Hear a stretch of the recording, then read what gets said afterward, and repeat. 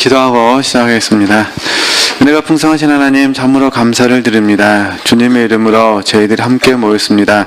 새 힘 주시고 저희들에게 필요한 말씀과 필요한 생명 공급하여 주셔서 오늘 하루도 주님으로 충분하다 고백하는 복된 시간 될 수 있도록 인도하여 주시옵소서. 정말 저희들의 마음속에 하나님과 하나님의 나라와 하나님의 의를 구하고 묵상하는 복된 삶이 될 수 있도록 도와주시고, 저희들의 모든 삶이 특별히 저희들의 말을 통하여 주의 생명이 흘러가는 복된 주의 사역자들이 될 수 있도록 은혜 베풀어 주시옵소서. 예수님의 이름으로 감사하며 기도드립니다. 아멘. 네, 우리 책으로는 85쪽인데요. 85쪽은 페이지는 나와 있지는 않습니다만 그래도 한번 이렇게 읽어보면서 같이 좀 공부하고 싶어서요. 아무것도 제지하지 않는다는 말은 찾으셨을까요? 물론 도중에 본문에 다 있는 부분인데 한번 읽도록 하겠습니다. 아무것도 제지하지 않는다는 말은 어느 때든지 하나님께서 원하시는 것은 아무것도 거부하지 않는다는 의미다. 때로 하나님은 우리가 다른 성도들의 영적 여정에 방해가 되는 것이라 하더라도 모두 다 지적하는 것을 허용하지 않으실 때가 있다. 그들이 이러한 지적을 감당할 수 없기 때문에 다만 우리는 일반적인 조언만 해줄 수 있을 뿐이다.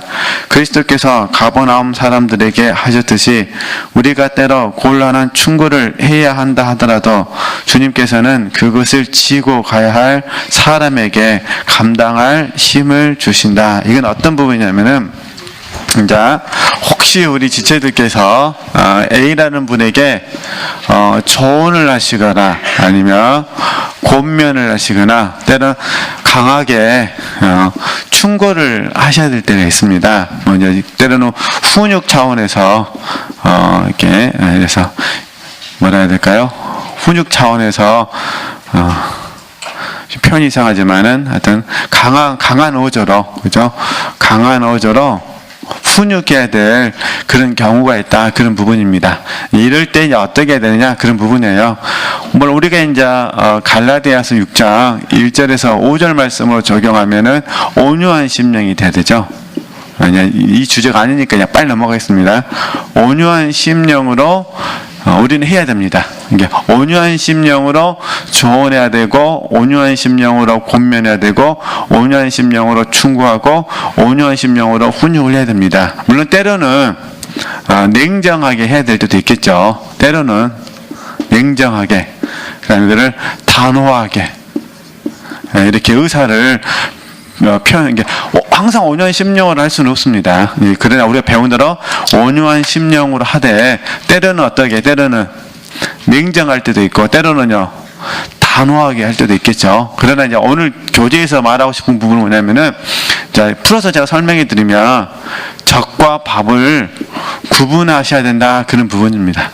그러니까 A라는 분이 만약에 밥을 먹을 수 있는 분이라면 어떻게 하고요? 밥으로서 조언하고 권면하고 충고하고 훈육해야 되고, 만약에 A라는 분이 젖만 먹는 성도라면 밥을 줘서는 안 된다 그 말입니다. 그 이유는 밥을 주었을 때 A라는 사람이 그걸 감당하지 못하게 된다는 거죠. 쉽게 말해서 A라는 사람에게 유익되지 않는다. 근데 A라는 사람이 밥을 먹을 수 있는 사람이에요. 근데 계속 충고를 젖으로만 하면 어떻게 될까요? 안 좋죠. A가 열받죠. 자존심 상하죠. 그러잖아요. 왜 밥 먹을 줄 아는데 뭘로 말려고 하니까, 젖으로 말려고 하니까 존심 상하죠. 그러니까 안 해버리죠.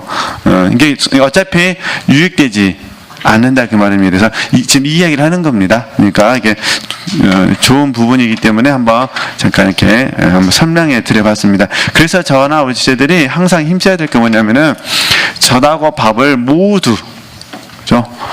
모두 소유해야 됩니다. 먼저 이 소유하기 위해서는 이제 무엇이 젖이고 무엇이 밥인지를 알아야겠죠. 그 다음에 어떤 그 말씀을 얻어야겠죠. 그죠? 그러니까 젖과 밥을 알고 얻고 모두 소유해야 됩니다. 그래서 젖이 필요하신 분은 젖이, 밥이 필요하신 분에게는 밥을, 그죠? 네, 아무리 밥을 필요하다 하더라도 그분이 극도의 어떤 고난을 경험하고 있으면요, 밥보다는 때로는 젖이 필요할 때가 있습니다. 그게 로뎀나무에 있는 엘리야입니다. 그러잖아요. 로뎀나무 엘리야는 이제 밥이 문제가 아닙니다. 그에게는 뭐가 필요할까? 지금 젖이 필요합니다. 그럼 언제 밥을 주냐? 호렙산으로 불러가지고, 그죠? 호렙산에서는 하나님 젖 안 주십니다. 뭘로 주죠? 밥을 줍니다. 그러잖아요. 말씀하시잖아요. 그죠? 말씀을 통해서 정신 차리게 하시는 거잖아요. 너 지금 뭐 하고 있냐? 이런 말씀이잖아요. 너 여기는 어쨌든 그렇게 하시고, 그러니까 쉬운 문제는 아닙니다. 그래서 저희들이 이 과정을 반복해서 이 멘토링을 공부하는 겁니다. 그래서 저희들이 이렇게 공부를 잘 하게 되어지면은 일하면서 배우고 배우면서 일한다는 원칙 속에서 영적 지도자로서 저희들이 부분적이지만 감당합니다. 사실 잘하고 싶죠. 네, 잘하고 싶은 마음을 내려놓으셔야 돼요. 잘하려고 하면 더 안 돼요. 참 묘해요. 그러니까 우리는 잘하려고 하는 것이 아니라, 이해되시죠? 잘하려고 하는 것이 아니라 그냥 어떤 하나님 앞에서 저희들이 맡아왔으니까 부득불, 물론 때로는 어떤 때는 더 자원함으로 하기도 합니다. 부득불 때는 자원함으로 그냥 저희들이 잘 이렇게 하나님 앞에 감당하는 겁니다. 충성, 그죠? 저희들이 맡은 자에게 구할 것은 충성이라 하셨기 때문에 충성하죠. 근데 잘 하려고 하면은 육체가 개입이 돼버립니다. 잘 하려고 한다 마음속에는 실수를 안 해야 된다는 생각이 있거든요. 그러면 그게 이제 더 실수가 됩니다. 자아가 개입이 되기 때문에. 그래서 이런 내용은 제가 이제 이렇게 읽으면서 지체들과 좀 나누고 싶어서 이렇게 참 미리 말씀을 드렸습니다. 그러면 이제 내용으로 들어가서요. 네. 오직 소수만이 이 성장을 경험할 수만, 이게 뭐죠? 오직 소수만이 이 성장을 경험할 수 있다. 해서 이거는 영적인 원칙입니다. 자, 그럼 제가 잠깐 우리가 이제 잘 하시는 말씀인데, 물론 반복될 수도 있을 거예요. 근데 또 잘 하시는 말씀이니까 다시 우리가 좁은 길, 그죠? 좁은 길, 생명의 길, 그죠? 좀 더 자세한 거는 추후에 더 공부하기로 하고요. 이 좁은 길하고 생명의 길을 우리가 걸어가는 여정 속에 있을 때는, 그죠? 반드시 좁은 길하고 생명의 길을 걸어가는 이 여정 가운데 있을 때 저희들은 어쩔 수 없이 대가를 지불해야 됩니다. 그죠? 그러면 하나님께서 날마다 저나 우리 지체들을 계속해서 좁은 길로, 생명의 길로 이끄시려면은 어쩔 수 없이 어떻게 하셔야 될까요? 대가를 계속해서 지불하도록 하겠죠? 여기 이제 마귀가 속이는 거죠. 마귀가 원하는 것은 속이는 거예요. 그러니까 마귀는 우리를 속이죠. 그래서 계속 뭘 원하냐? 공짜를 원하게 하죠. 공짜를 원하게 해요. 그러니까 좁은 길, 생명의 길은 대가를 지불하는 길입니다. 그죠? 보통 우리가 이제 우리 교회에서 하는 용어로 바꾸면 구원을 받음하고 구원을 이룸을 설명한다면 그러잖아요. 좁은 길, 생명의 길은 구원을 이루고 구원에 참여거든요. 그죠? 좁은 길, 그러니까 구원을 이루고 구원에 참여되기 때문에 이게 힘든 길입니다. 사실. 그죠? 근데 구원을 받는 길은 은혜로 된 겁니다. 그냥 공짜입니다. 공짜. 그러니까 우리는 이미 구원을 받고 구원을 누리는 과정 가운데 은혜로 되는 거기 때문에 이때 공짜를 맛봤습니다. 이해되시겠죠? 거저 받았으니까. 그렇기 때문에 마귀가 노리는 거예요. 이제 넌 이미 오래전에 은혜로 신앙생활을 했다. 이제 와서 굳이 구원을 이루고 구원에 참여되는 과정 가운데 뭘 더 하려고 하냐? 은혜로. 이해되죠? 이게 공짜. 그래서 하는 거냐? 기적이면 된다. 기도해라. 너가 바뀔 것이다. 이게 속인다는 겁니다. 근데 사실 좁은 길, 생명의 길은 구원을 이루고 구원에 참여되는 길은 대가를 지불해야만 가능합니다. 그래서 이제 너무 잘 아시는 말씀이면 한 구절만 적용하면은 누가복음 9장 23절 말씀입니다. 그죠? 아무든지 나를 따라오려거든 자기를 부인하고 날마다 제 십자가를 지고 나를 좇을 것이니라. 대가를 지불하는 겁니다. 그리고 이 누가복음 9장 23절 말씀을 가장 잘 설명한 사도 중에 한 명이 누구냐면 빌립보서 3장에서 사도 바울이 이걸 가장 잘 설명합니다. 그죠? 자기를 부인한다는 건 뭐냐? 모든 것을 잃어버리는 것이다. 모든 것을 배설물로 여기는 것이다. 그죠? 그것을 해로 여기는 것이다. 그리고 나는 십자가를 지고 가잖아요. 그러니까 예수 그리스도를 알고 얻고 소유하는 데만 목표를 두겠다. 그래서 구원을 이루고 구원에 참여되고.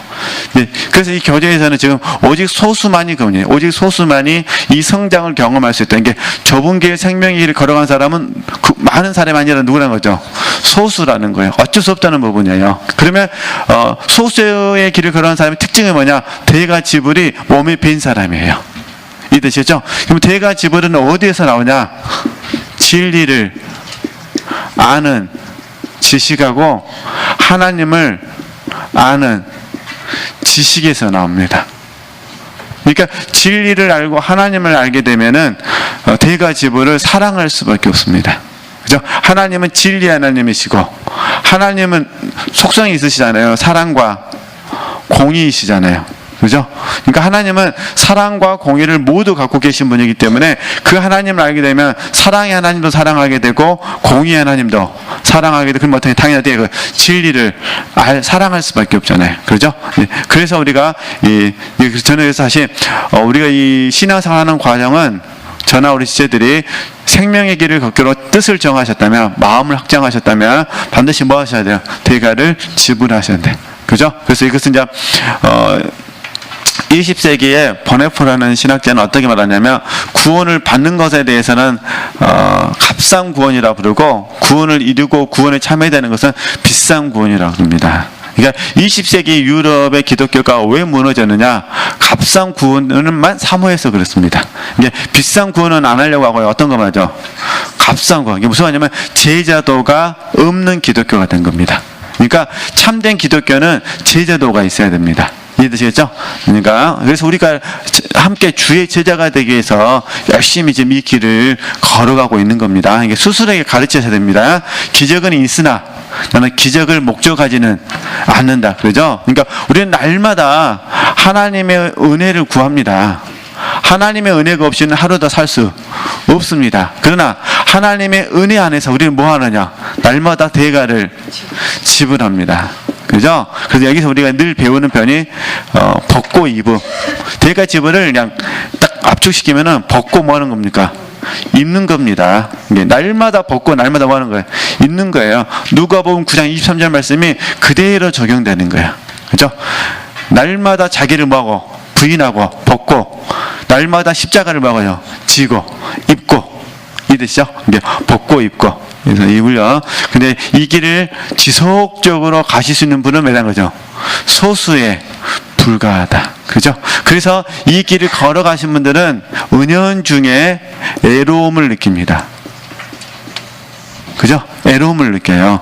애로워요, 애로워. 이거는 함께 사람이 없어서 애로운 것이 아니라 이 영적인 깊은 세계를 소통할 수 없어서. 그죠? 그래서 하나님께서 특별히 이 영적인 길을 걸어가는 분들에게는 더 하나님이 깊은 은혜를 주시는 것 같아요. 그 대신 이 애로움을 없애주지 않으시고, 애로움을 없애주지 않으시고 그 애로움 가운데 하나님이 함께 해주시는 거죠. 그래서 지체들께서 혼자 있는 시간은 하나님과 함께하는 시간이기 때문에 이 애로움을 하나님과 더 함께하는 친밀한 시간으로 전환시키는 그게 됐으면 좋겠습니다. 그래서 우리 참 이 공동체를 꾸려간다는 게 이런 어려움이 있는 것 같아요. 일단 이렇게 묵상하시면 되실 것 같고 한번 읽어보도록 하겠습니다. 네. 87쪽을 보시면 성숙한 그리스도인은 주님을 진심으로 뭡니까? 깊이 사랑한다. 하지만 이제 그의 내면 생활의 모든 것이 다 해체되어 버린 것처럼 느껴진다. 자신이 즐기던 소중한 고독을 포기할 수밖에 없으며 능력도 은혜도 모두 뭐라는 거죠? 사라져 버렸다. 결국 그는 자신에 대해 절망하며 자신의 모습을 미워하며 자신의 본성을 더 이상 신뢰하지 않기로 결심한다. 자신에 대해 아무것도 기대하지 않으며 지금 그곳에 계시지 않는 하나님을 오히려 갈망하며 기다리기 시작한다. 주님만을 신뢰해야 한다는 것을 비로소 말하는 거죠. 깨달은 것이다. 그죠? 이러한 종류의 경험이 핵심하지 않은 사람들이나 외적인 영적 생활을 추구한 자들에게도 동일하게 주어질 것이라고 생각하지 말라. 그들은 이러한 깊은 고통을 전혀 느낄 수 없다.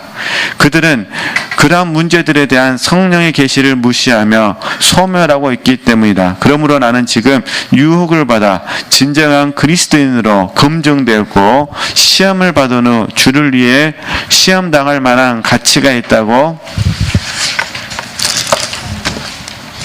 판명된 이들에게 말하고 있는 것이다. 그들은 주님을 향해 무의식적인 성실함과 깊은 거죠. 겸손함을 가지고 있다. 그 사실만으로도 가치 있는 존재로 인정받지만 정작 본인들은 내면에 이런 품성이 있다는 것을 전혀 뭐라는 거죠. 의식하지 못한다. 자, 봐보세요. 무의식적인 성실함과 뭐가 있습니까? 깊은 겸손함을 가지고 있다는 거죠. 네, 그러면은 지금 계속해서 좁은 길, 생명의 길을 걸어가는 분들의 특징은 뭐냐면 뒤에 것을 잊어버리는 거예요. 그리고 오직 앞에 것만 바라보고 가거든요. 오직 앞에 것만 바라보고 가는 거죠. 그러니까 내가 뒤에서 과거에 얼마나 이루었는지, 얼마나 성취했는지는 관심이 없습니다. 오직 지금 뭐죠? 앞에 거, 예수 그리스도잖아요. 주님께서 주시는 표대를 향하여 정진하는 것입니다. 그죠? 그러니까 당연히 어떻게 될까요? 성실할 수밖에 없죠. 여기서 성실하다는 것은 뭐냐면 지속적으로 하는 것이 성실함입니다. 지속적. 예, 하나님의 은혜 주셔도 하고, 하나님 은혜를 거두어 가셔도 하고, 그죠? 지속적으로. 그 당연히 앞에 계신 분이 주님이시니까 주님을 추구하면 당연히 어떻게 될까요? 나 자신을 알게 되니까 겸손하게 되겠죠. 그러니까 성실함과 겸손이 몸에 밴 거죠. 왜냐하면 오늘 앞에 갔어요. 그러면 또 오늘 되면은 어제 일은 전부 다 뭐가 되는 거죠? 이해되시겠죠? 다 잊어버리는 거예요. 이게 지금 이거 좀 현재를 사는 건데 이게 오늘이거든요. 이렇게 우리는 현재를 사는 것입니다. 저와 여러분은 오늘을 사는 거예요. 오늘. 그죠? 오늘 주님께 붙잡힌 바 된 그것을 붙잡고 뭐 하시는 거죠? 사는 겁니다. 이해되시죠? 근데 이렇게 삶을 살게 되면 이게 영생이 되는 거예요. 이게 히브리서 3장 말씀이거든요. 그러니까 오늘은 우리에게 영생으로 선물이 주어지는 것입니다. 그래서 오늘 우리가 지혜를 선택할 것이냐, 오늘 우리가 하나님의 선을 선택할 것이냐, 이렇게 하시면서 오늘 바라보면서 달려간다는 거에서 현재를 산다는 것, 이렇게 이해하시면 도움이 되실 것 같습니다. 네. 그러다 보면은 무의식적으로 성실함과 깊은 겸손함이 몸에 뭐 하는 거죠? 밴다, 그런 부분입니다. 네. 그래서 이제 저희 교회에서는 성실하다는 단어는 최근에 담임 목사님 즐겨 사용하고 있지만은 전에 많이 사용했던 단어가 한결같이, 그죠? 순수하게, 신실하게, 이런 단어를 많이 썼죠. 근데 이제 최근 들어서 요셉 이야기 하시면서 목사님께서 성실함에 대해서 많이 말씀하시는 것 같아요. 네. 특별히 우리 여성교회 임원을 맡아보신 분들은 아실 거예요. 어떤 임원들이 마음에 드는가. 그러죠? 성실하신 분들이 마음에 들죠? 막 은혜 받을 때는 앞장섰다가 은혜 안 받으면 잠도 타버리고 힘들잖아요. 그죠? 그리고 같이 일하신 분들이 겸손하신 분들이 좋죠. 자기 막 안 나타내고 그래서 막 근데 뜻대로 된다고 하면 얼마나 힘들어요. 예, 그렇게 이해하시면 되세요. 네. 그럼 이제 계속 한 단계 더 깊은 단계로 가도록 하겠습니다. 그 다음 페이지에 글 한번 보겠습니다. 네. 내적 성숙함과 주님의 의지와 인간 의지의 일치는 다시 내적 성숙함과 주님의 의지와 인간 의지의 일치는 이건 제가 참 설명해 드려야 될 것 같아요. 그러니까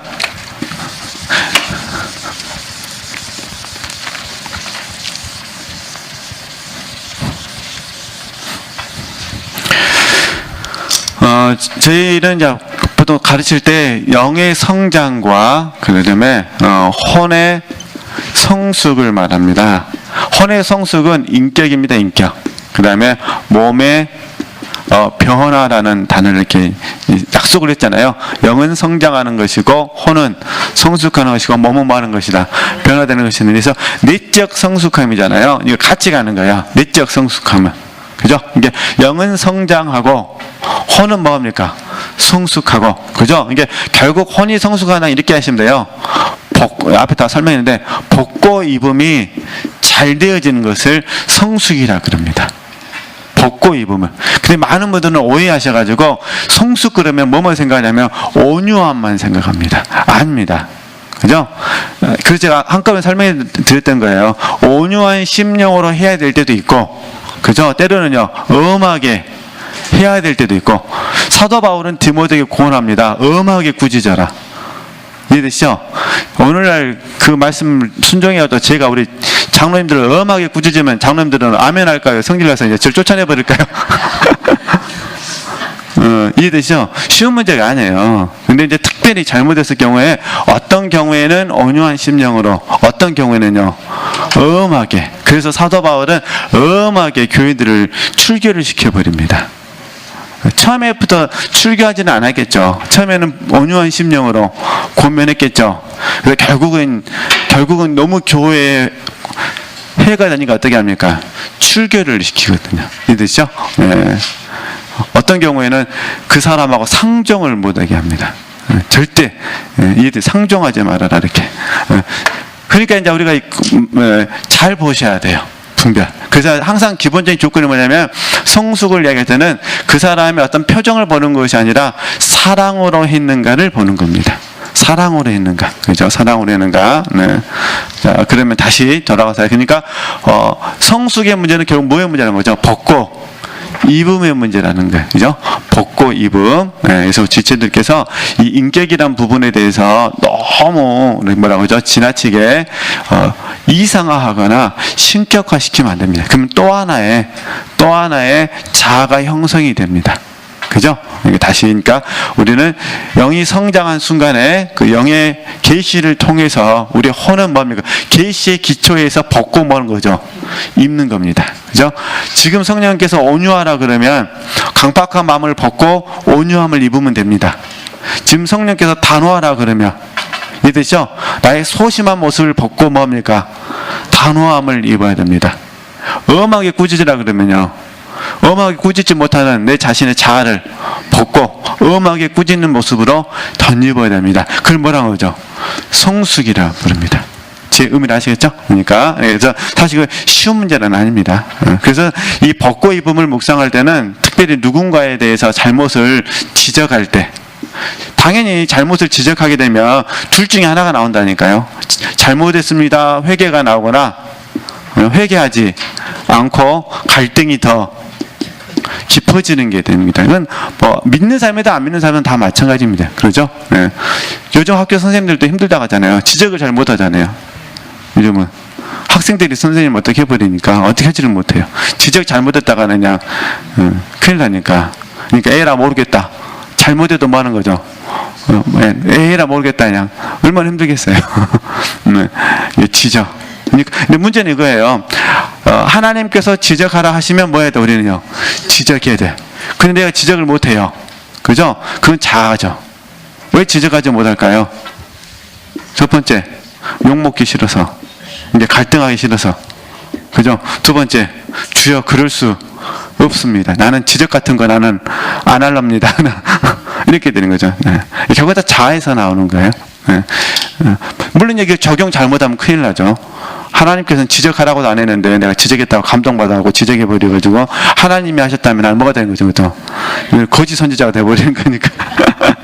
그래서 쉬운 문제는 아닌데 어쨌든 그래서 지체들께서 그 내면적 성숙함에 대해서 너무 이렇게 이상적으로 생각하지 않으셔서 벗고 마는 것이다, 입는 것이다. 이해되시죠? 그러니까 내적 성숙함과 그 다음에 주님의 의지와 인간의 의지. 지금 뭐냐면은 의지는 뜻입니다. 뜻. 쉽게 말해서 주님의 뜻과 내 뜻이 뭐였다? 내 의지, 내 뜻이 일치됐다. 이런 부분이에요. 이해되시겠죠? 그러면 하나님의 의지, 하나님의 뜻과 내 의지가 일치됐다. 딱 하나입니다. 이걸 제대로 기속이라고 부르잖아요. 연합. 연합되어져서 하나님의 의지가 내 의지가 되는 거예요. 내 의지가 하나님의 의지가 되는 것이 아니라, 잘 이해해 주셔야 됩니다. 그러니까 하나님의 의지가 뭐가 된 거죠? 내 의지가 돼야 됩니다. 이 과정 가운데 어떤 분들은 강권당할 것이고, 어떤 분들은 자원하에서 단마음으로 감동으로 할 거고, 둘 중에 하나는 나타나겠죠. 그죠? 강권당하시든지 아니면 자원하여 감동받아서 그 사랑에 감동받아가지고 일치될 것인지 둘 중에 하나겠죠. 그죠? 그러니까 하나님의 의지가 내 의지가 되어지는 것, 이렇게 생각하셔야 됩니다. 그래서 다시 정리하면은 내적 성숙함과 그 다음에 주님의 의지와 인간 의지의 일치는 사람들이 원한다고 해서 무조건 뭐라고 하죠? 들어갈 수 있는 영역이 아니다. 다시 말해서 하나님께서 그분의 성령으로 준비시키셔서 부르시는 자들이 아니면 그 누구도 뭐라고 하죠? 들어갈 수 없는 것이다. 그러나 때로 이것이 문제를 일으킨다. 거룩한 연합의 첫 열매를 목마르게 추구하던 그리스도인들이 드디어 그러한 경험을 하게 되었을 때 이 은혜를 세상의 모든 사람들과 뭐라고 하죠? 나누고 싶어 한다. 이게 문제죠. 특히 자신이 경험한 이 놀라운 진리를 어디서든지 알리고 싶은 강한 욕망을 느낀다. 하지만 이 사람이 깨닫지 못하고 있는 것은 그가 작은 은총을 가지고 있고 자신에게만 은밀하고 개인적으로 주어진 것을 온 세상 사람들에게 함부로 나눠주고 있다는 것이다. 그러한 성도는 그의 등잔에 부어주신 성령의 기름을 너무나 뭐한 거죠? 생각 없이, 이게 경솔입니다. 경솔. 그죠? 그래서 저희들이 여기서 하는 말이 무익한 말에 생명이 샌다, 이렇게 단어를 사용합니다. 너무나 생각 없이 나눠져 버린다. 대표적으로 히스기야가 바벨론 사신들에게 아시죠? 모든 것을 보여주잖아요. 그래서 결국 바벨론이 공격해 오잖아요. 그죠? 결국 그는 곧 자신의 등잔에 기름이 한 방울도 남아있지 않다는 사실을 알게 될 것이다. 반면 지혜로운 자들은 신랑의 침실로 인도되어 들어갈 때까지 그들에게 주어진 기름을 조심스럽게 보관한다. 신랑의 방으로 들어가고 난 다음에야 그 기름을 나누어 줄 것이다. 어린 양이 그들을 밝게 비추어주는 빛이 되어 주셨기 때문이다. 그죠? 당신냐면은 우리 지체들께서 혹시 이제 하나님의 은혜 안에서 이런 삶을 산다 하더라도 결국 모든 것은 다 하나님의 은총입니다. 그죠? 하나님의 은총입니다. 하나님의 은혜. 하나님의 은혜이기 때문에 이 은혜는 반드시 어떻게 돼요? 우리 지체들께서 골방에서 잘 모아야 돼요. 비밀리 간직해 주셔야 됩니다. 하나님께서 말하게 하실 때 말하는 것입니다.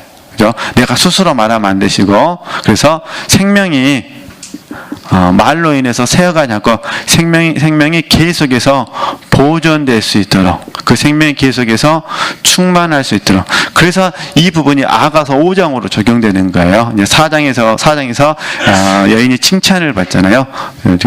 얼굴에는 너울이 있고 또 봉환샘이고 덮은 우물이고 있죠. 이런 특징들을 가지는 거니까 우리 지체들께서 혹시 하나님의 은혜에 대해서 간증은 하셔야 됩니다. 간증은 하셔야 되는데 항상 조심하셔야 됩니다. 무익하나마 잘못하면은 이걸 다 잃어버릴 수가 있다는 거. 그래서 이걸 설명하는 거니까요. 그래서 우리가 깊은 바다가 서로 부르기 위해서는 간증을 해야 되지만, 그러나 이 책대로 말하면 이제 다시 오늘 어떻게 표현되어 있었죠? 너무나 생각 없이 나눠져서는 안 된다, 그 말입니다. 그러니까 경솔하게 나눠져서는 안 된다는 거. 이렇게 해서 이제 1부가 끝났습니다. 이제 2부 보도록 하겠습니다. 네, 2부에서는 성장의 단계마다 주님께 물으며 욥의 시기에 질문하게 한번 보도록 하겠습니다.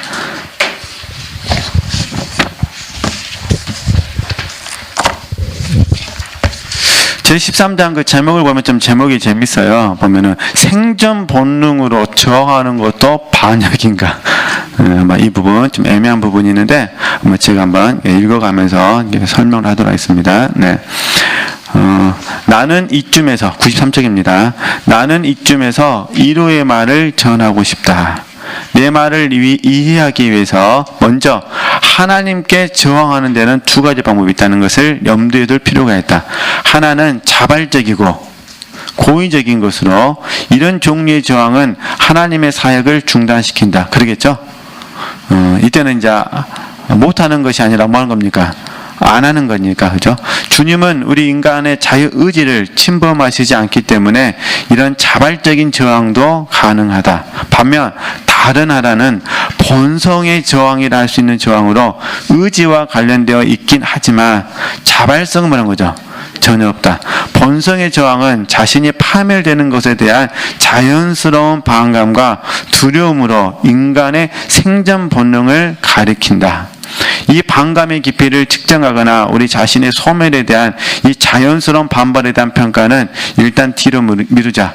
하나님께서는 고의적으로 반역하는 저항과는 완전히 다르게 이런 본능적인 형태의 저항도 뭐니까 다루시고 계신다. 이게 옆에다 메모하셨으면 좋겠어요. 예를 들면은 이사야 41장 14절 말씀. 이사야 41장 14절 말씀에 어떻게 표현되냐면 너 지렁이 같은 야곱아 이렇게 표현되어 있어요. 그죠? 너 지렁이 같은 야곱아. 그 지금 야곱이 지금 이미지가 뭘로 된 겁니까? 지렁이에요. 우리 지체들께서 길거리를 걸어가시다가 지렁이를 봤습니다. 발로 한번 살짝 밟아보십시오. 지렁이가 가만히 있습니까? 꿈틀거립니까? 꿈틀거리죠. 하나님께서 우리를 더 깊은 단계로 이끄시기 위해서 우리의 본성을 딱 살짝 만지시면 여러분은 가만히 계시나? 난 죽었다 가만히 계시랍니까? 아니면 꿈틀거리시랍니까? 본능적으로 꿈틀거리는 거예요. 정말 맞죠? 그러잖아요. 안 꿈틀거리려고 해도 뭐가 돼요? 꿈틀거려. 여기서 우리가 조심해야 될 게 있어요. 뭐냐면은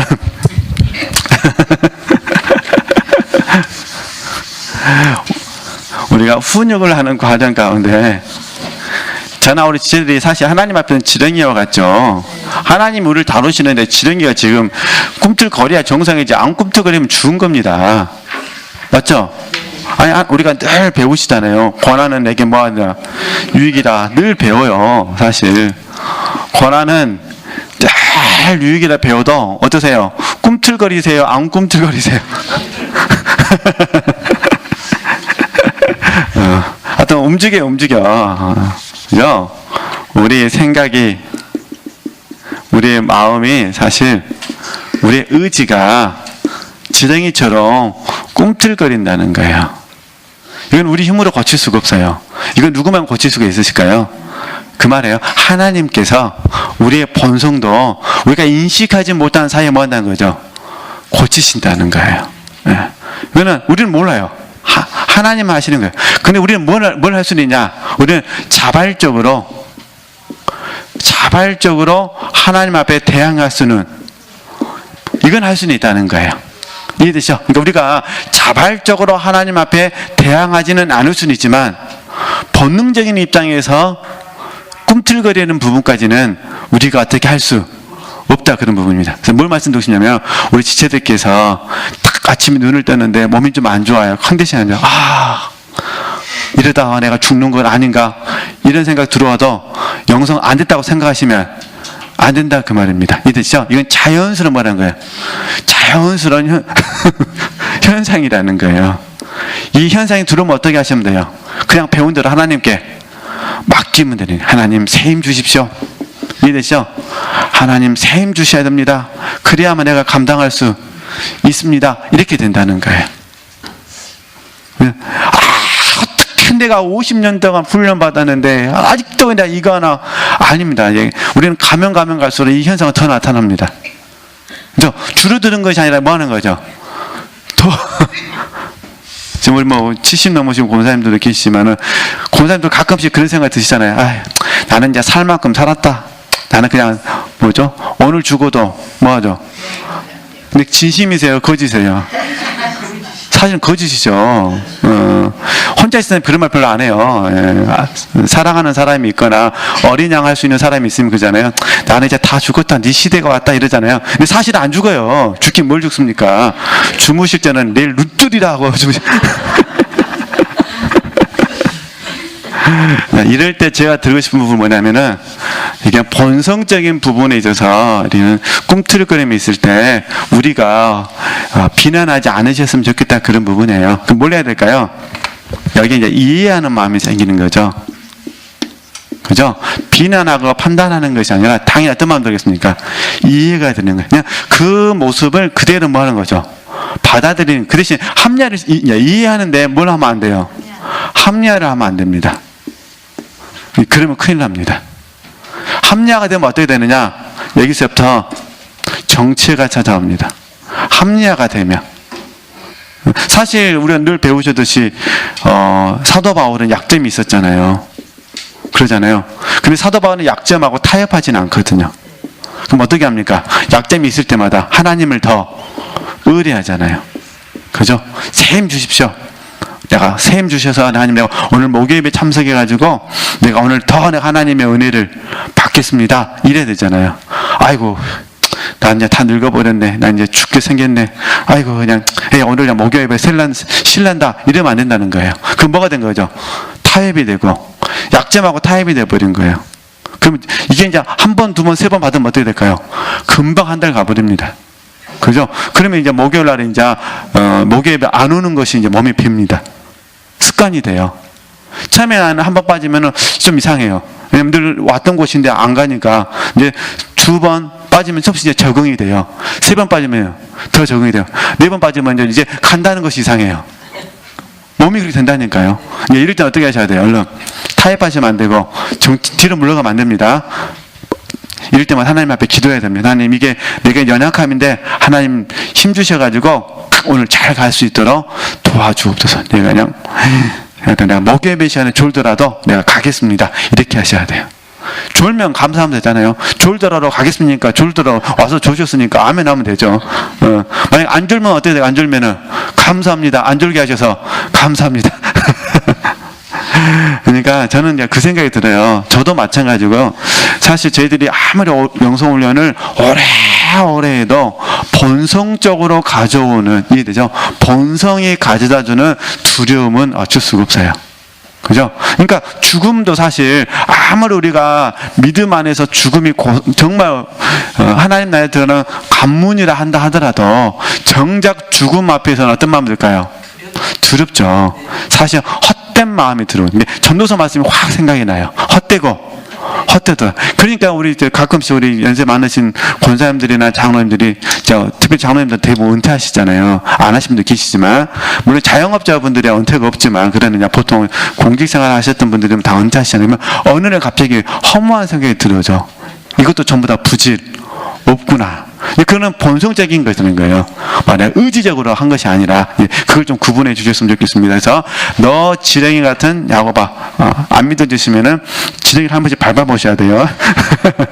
지렁이도 뭐 한다? 꿈틀거린다. 본능적으로. 우리 지체들이 이렇게 하나님 앞에 기도하시면 돼요. 하나님, 제가 지렁이 같아가지고요, 하나님이 저를 훈련하실 때 제가 꿈틀거리지만 저는 원망하지는 않습니다. 내가 어쩔 수 없이 의지가 약해서 어쩔 수 없이 꿈틀거리지만 난 절대 불평한 거 아닙니다. 불편해서 잠깐 꿈틀거렸을 뿐입니다. 은혜를 베푸셔서 나를 회복하소서. 이렇게 기도하셔야 됩니다. 네, 계속 보겠습니다. 다시 읽어보세요. 그러니까 하나님께서는 고의적으로 반역하는 저항과는 완전히 다르게 이런 본능적인 형태의 저항도 어떠하죠? 다루고 계신다. 우리가 아무리 저항한다 해도 주님은 자신이 계획했던 그 사역을 멈추시지 않는다. 오히려 주님은 이 성도가 한때 주님과 자신에게 했던 참된 헌신을 뭐해서요? 이용하여 선을 이루고자 하신다. 그래서 제가요, 시편 73편이나 그 다음에 시편 77편을 되게 저도 좋아하는 이유가 여기 있습니다. 시편 73편 잘 아시잖아요. 실족할 뻔. 이거 어쨌든 담임 목사님 설교를 들으시다가 실족할 뻔 그러면은 73편 이해되시죠? 그 다음에 이는 나의 연약함이라, 이는 나의 연약함이라 그러면 몇 편이요? 77편 이것만 생각하시면 됩니다. 그러니까 실족할 뻔하면은 73편, 연약함 그러면 몇 편이요? 70. 이게 성경 그대로 적어놔요. 시인의 마음. 이게 너 지렁이 같은 야곱아 본성에서 찾아오는 거라는 거예요. 막 고의적으로 고라 자손처럼 또 막 이렇게 고의적으로 막 모세를 대드는 것이 아니라 우리 본성으로서는 이해할 수 없는 거예요. 그러잖아요. 그러니까 자연스럽게 의심은 아니고 그 하나님이 이해가 되지 않는 거죠. 그러니까 실족은 아닌데 실족할 뻔할 수 있고, 그죠? 이는 나의 뭐라는 거죠? 연약함이라. 이게 실족할 뻔 어디서 나올까요? 연약함에서 나와요. 그래서 나중에 시편 73편 기자잖아요. 실족할 뻔 고백하면서 이렇게 말합니다. 주의 성소에 들어가서 나는 짐승과 같습니다. 자신의 모습을 깨달은 거예요. 나는 짐승과 같습니다. 왜냐하면 나는 하나님을 깨달을 수 없다 그 말이에요. 이게 성령이 조명해 주셔야만 짐승이 아니라 뭐가 되는 거죠? 이때 영혼, 참 영이 되는 거죠. 믿으시죠? 그러니까 사실 우리는 본능적으로 짐승이에요. 우리가 어떻게 하나님을 깨달을 수가 있겠어요? 그죠? 제가 전에도 말씀드렸지만은 사도 바울은 사단의 가시가 있었잖아요. 그죠? 엘리사에게는 죽을 병이 있었다니까요. 이해되세요? 우리는 지금 사도 바울 이야기고 엘리사 이야기니까 좀 이해될 수는 있어요. 내가 병 걸리면 이해되시겠어요? 어떻게 하나님이 이러실 수가 있으십니까? 나를 엘리야처럼 보내셔야지. 그잖아요. 특별히 엘리사 같은 경우는 얼마나 좀 겸손하신 분 같아요. 스승이 엘리야는 어떻겠습니까? 불병거를 타고 목격했잖아요. 근데 자기는 뭘로 죽어요? 병으로 죽어요. 그죠? 사도 바울 같은 경우는 순교를 당하죠. 사도 바울은 순교를 당하지만 엘리사는 병으로 죽거든요. 너무 놀란 것은 엘리사가 죽은 이후에 엘리사의 시체가 사람을 살려버립니다. 죽은 사람을 살려버립니다. 근데 자기 죽을 병은 못 고칩니다. 그게 경험해 보신 분만 압니다. 이게 이해되시죠? 이런 이 자리까지 하나님께서 낮추신다면, 너 지렁이 같은 야곱 이렇게 낮추신다면요, 그 진짜 그 육체의 입장에서 받아들인 거는 쉬운 문제가 아니라는 거. 그러니까 하나님 어떻게 보면은 우리에게 이 자리까지 이끄실 수도 있어요. 그죠? 다시 돌아가서요. 그러니까 이는 나의 이는 연약함이라. 그죠? 빛비침이 있고 보니까 하나님은 항상 내 편이 있었어요. 그죠? 근데 내가 그 하나님을 발견하지 못한 거예요. 그래서 이 나의 연약함이 어떻게 나타나냐? 하나님 나를 돕지 않으시면 어떻게 할까? 혹시 하나님 나를 버리신 것 아닐까? 이런 마음 자연스럽게 드시잖아요. 안 그러세요? 막 너무너무 막 몸이 안 좋아가지고 이제 하면, 나는 내 인생 이렇게 죽는 건가? 이러다가 또 특별히 혼자 주무신 분들은 이러다가 나 혼자 아무도 없이 나 혼자 고독사 당하면 어떨까? 그런 생각이 안 들어와야 되는데 말인 거죠. 들어오죠. 텔레비전을 보다가 들어오고, 영화를 보다가 들어오고, 라디오를 듣다가 들어오고, 그죠? 친구가 그렇게 죽었대 그러면 들어오고, 특별히 서울서 그렇게 죽었으면 덜 그러는데요, 남구에서 죽었대 그러면 우리 동네잖아, 우리 동네. 이게 된다는 거죠. 이게 제 말은 어느 누구나 본성적인 게 있어요. 재계도 있고 지체도 있고. 그죠? 근데 사실은 우리는 이런 본성적인 연약함, 실적할 뻔한 이 이야기를 누군가에게 말을 해야 돼요. 말 안 하면 병듭니다. 근데 우리는 말 못해요. 왜 말 못할까요? 말하면 육신이요, 육신. 믿음이 없어갖고 30년간 영성을 헛받았네 이렇게 돼버립니다. 그러니까 말도 못하고 뭐하는 거죠? 속으로 끙끙 앓고. 그러다가 혹시 이제 멘토가 이런 모습을 혹시나 보여주면은 집에 가서 충격을 받죠. 아니라는 거예요. 절대 충격 받으시면 안 돼요. 제가 드고 싶은 이거는 본성적인 거예요. 있는 건 어쩔 수가 없어요. 그렇잖아요. 비 약하신 분들 아시죠? 비 약하신 분들은 냄새 나는 거 견딜 수 있으세요? 없으세요? 못 견뎌요. 믿음으로 해도 안 됩니다. 이게 저는 믿음으로 바이킹 안 탄다니까요. 그건 믿음의 문제가 아니더라고요. 뭐의 문제예요? 어쩔 수가 없어요. 괜히 그렇잖아요. 뭐 믿음으로 바이킹 탄다 해서 하나님의 역사가 있으니까 그게 내게 뭔 상급이 되겠습니까? 이해되죠? 물론 믿음으로는 비행기 타요. 주의 복음을 전해야 되니까. 그건 이제 주의 일로 계산하는 거니까. 자, 이렇게 그러니까 이런 부분들이 있더라고요. 예, 어쩔 수가 없어요. 예, 어쩔 수 없어요. 네. 그러니까 우리 올해 영성훈련 받으신 분들도 시술도 하고, 그죠? 등등등등 다 하는 거예요. 네. 그죠? 지체들께서 혹시 아침마다 눈 뜨실 때 혹시 이 본능에서 찾아오는 이런 연약한 부분이 있으실 때마다 너무 힘들어하지 마시고요. 새 힘 주시옵소서 이렇게 이겨내셔야 됩니다. 자, 다시 보겠습니다. 그래서 오히려 주님은 이 성도가 한때 주님과 자신에게 했던 참된 헌신을 뭐해서 이용해서, 이게 시편 73편 기자도 성령의 조명하심 가운데 보니까 과거에 하나님이 어떻게 붙들어 주셨는지, 그죠? 시편 77편 기자도 성령의 조명하심을 바꿔보니까 과거에 하나님은 어떻게 자기의 역사해 주셨던지를 알게 된 거예요. 그러니까 과거에 했던 참된 헌신을 기억나게 하셔가지고 지금 뭐 한다는 거죠? 그 본성적인 아픔을, 연약함을 이겨내게 하신다. 그게 선이잖아요. 합력하여 선. 예수 그리스도의 형상을 담게 하는 거니까. 그래서 보겠습니다. 전적인 포기에 대한 자발성. 한 번도 버린 적이 없고 현재도 그대로 지니고 있는 자발성을 주님의 뜻을 이루는데 사용하시는 것이다. 감정적인 면에서는 반역을 꾀하는 마음이 든다 하더라도 의지 자체는 하나님께 순종으로 드리며 하나님께 뭐 했습니까? 항복할 수 있다. 그래서 저희 훈련에서 늘 하는 말이 뭐냐면 느낌이 아닙니다. 그죠? 감정이 아닙니다. 뭐의 문제라고 합니까? 의지의 문제입니다. 그 다음에요, 깨달음의 문제입니다. 이렇게 계속해서 말씀을 드리는 거예요. 그래서 저희들이 이거 뭐라 하냐? 시편 57편 같은 경우는 마음의 확정, 마음의 확정입니다. 마음의 확정됩니다. 확정. 마음이 확정돼야 돼요. 지금 다인 이야기를 막 해드리고 싶은데 시간이 다 돼버렸어요. 또 다인 이야기 하면 교제하고 또 상관없이 가버리기 때문에 마음의 확정. 어제 이제 44개 지체들에게만 다인 이야기 좀만 해드렸는데요. 어쨌든 마음의 확정. 그러니까 마음의 확정이 중요합니다. 마음의 확정은 뭐예요? 의지의 문제거든요.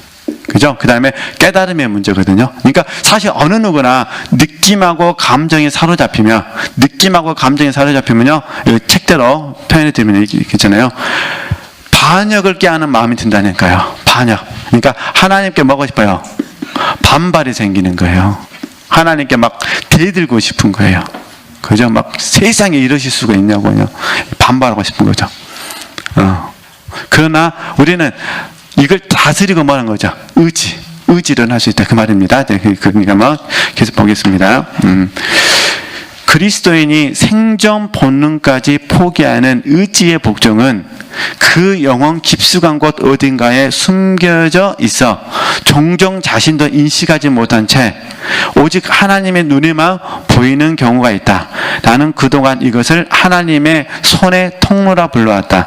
우리 내면에는 오직 하나님만 보실 수 있는 것이 존재하며 그분은 그것을 살펴보신 후 우리의 자유를 침범하시지 않는 상태에서 우리 안에서 뭐합니까? 정결케 하는 작업을 계속해 나가신다. 이거 좀 다음 주에서 설명해 드릴게요. 그래서 결국 어떻게 하시냐? 하나님은 저 여러분의 마음을 뭐합니까? 연단하십니다. 그죠? 철을 연단하듯이 하나님은 저 여러분의 마음을 지금 마음을 지금 연단하고 계십니다. 그죠? 그러니까 느낌, 감정 우리 이겨내고 의지, 이해되죠? 그래서 항상 출발이 어디 있어야 돼요? 마음을 뭐 하셔야 돼요? 확정하셔야 돼요. 네, 일단 뜻을 정하셔야 돼요. 마음의 확정은 같은 말로 뜻을 정함. 그죠? 또 같은 말로 의지를 사용함. 그죠? 또 같은 말로 믿음을 사용함. 다 같은 의미입니다. 마음에 딱 확정, 뜻을 정합니다. 의지를 사용합니다. 믿음을 뭐 하는 거예요? 사용합니다. 정신갑자로 설명하면 믿음의 방패를 사용하는 겁니다. 드는 거예요. 믿음의 방패를 딱 드는 겁니다. 그래서 마음을 지키셔야 돼요. 그리고 지금 하나님은 우리의 마음을 지금 뭐하고 계셔요? 연단하고 계셔요. 그러니까 딱 눈 뜨는 순간에 아침에 일어나셨는데 몸이 불편하시든 인간관계가 불편한 부분이 있어 마음이 속상하시잖아요. 그러면 자연스러운 반응이 있어요. 힘들다. 오늘 하루도 어떻게 견딜까? 이런 마음이 있어요. 그때 우리 뭐 하면 돼요? 아무것도 염려하지 말고. 할렐루야. 빌립보서 4장 6절에서 7절 말씀을 묵상할 수 있도록 기회를 주시니 감사합니다. 그죠? 이게 마음의 묵상과 내 입의 말이 주님께 연락되기를 원합니다. 그죠? 이건 어쩔 수 없어요. 살아있는 동안에는 안 없어집니다. 물론 이런 은총이 있었으면 좋겠어요. 다 눈 뜨자마자 막 눈 딱 뜨는 순간에 막 찬송가가 생각나는 거예요. 막. 이해되시죠? 딱 눈 뜨는 순간에 막 찬송가가 생각. 독수리 날개치며 올라간 같이 걸어가도 피곤치 않고 뭐 그 찬송가 있잖아요. 딱 눈 뜨는데 하늘 가는 밝은 길이 막. 근데 그런 날도 있을 수도 있고. 진짜 오늘 같은 날은 진짜 뭐가 좋겠어요. 예, 발도 안 들어진 날 있잖아요. 그죠? 오른발 들어지 안 들어져요? 안 들어지잖아요. 이렇게 차라리 죽어버렸으면 좋겠다. 그런 마음 드실 수도 있고. 그죠? 그건 본능입니다. 근데 너무 놀라운 것은 하나님은 저와 여러분의 이 마음을 절대 책망하지 아니하시고 계속해서 우리에게 말씀과 찬양으로 저와 여러분을 설득시켜 주셔가지고 마음을 연단하셔서 딱 눈뜨면 이제 자발적으로 마음을 하나님께 드릴 수 있는 사람. 시켜서 마음을 새롭게 하는 법을 우리에게 가르쳐 주신다는 것. 그러면서 성경 말씀의 한 구절 한 구절 의미들이 내 실제 속에서 더 많이 알아지게 되신다는 거. 그렇게 한번 이해하시고 훈련해 주셨으면 좋겠습니다. 그래서 좀 보충 부분은 제가 이제 다음 주 목요일 날 좀 더 설명해 드리도록 하겠습니다. 하여튼 21번 하니까 일부가 끝났어요. 어떻게 하죠, 이거? 이제. 천천히 해야 될 것 같아요. 이제 1부는 더 그나마 쉬운데 2부는 이제 더 어려운데 이렇게 하면 실제 속에서 한번 같이 묵상해 보도록 하겠습니다. 하나님께 영광 돌리겠습니다.